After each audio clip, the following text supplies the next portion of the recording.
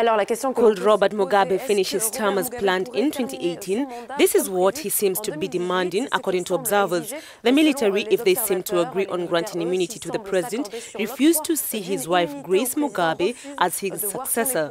Meanwhile, former Vice President Emerson Mnangagwa, whose dismissal will be source of the army's intervention, promised to make an official statement in the next couple of hours. A quant à lui promis de faire une déclaration officielle dans les prochaines heures au Zimbabwe. Well, joining us over the phone now is Kelvin Jakachira, a political analyst from Zimbabwe. Thank you for joining us yet again this morning, Kelvin. Reports say President Mugabe is now refusing to step down as leader of the country, but has given some conditions if he is to do so. How true is this, and what can you tell us about the current situation in the country? What I know is that a meeting was held involving President Mugabe, Commander of Zimbabwe Defense Forces, General Constantino Chiwenga, South African envoys, Minister of Defense, Nosisiwe Matisa Nkakula, State Security Minister Bongani Bongo, and Roman Catholic priest Father Fidelis Mukolori, and the other officials from Zimbabwe, included the Defense Minister Nsikamai, State Security Minister Kemba Mohadi. Details of the negotiations are not yet officially known, although speculation surrounding the outcome of the closed-door negotiations is awash on social media platforms.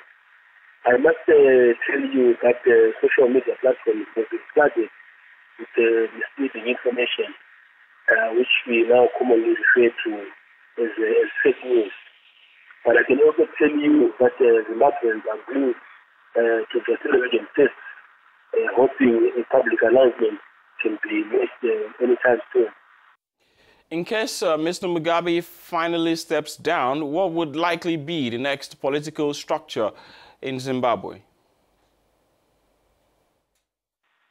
Speculation in Harare is suggesting that his vice president, who he earlier on fired last week or so, Emerson Mnangagwa, will most likely emerge as his successor. That is what the speculation is suggesting. But like I said to you, we are waiting for the official announcement so that we know exactly the outcome of the negotiation. We do not want to rely on the social media platform because we may be mistaken that. So we are waiting for the official announcement.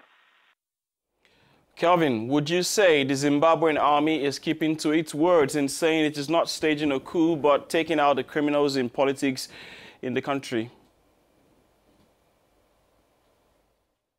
I think like the army indicated on Tuesday, they indicated that they were unhappy with the way things were happening in the country. They were afraid that the deteriorating social economic situation would have resulted in a more worse problem.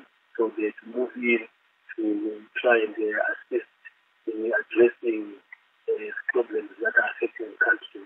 And the chief among them is dealing with the individuals that they see captured the presidency and behind the problems affecting the country. And also they are unhappy because ZANU-PF members who participated in the war of liberation appeared to be targeted for purging in the ruling party. And they are also concerned that the problem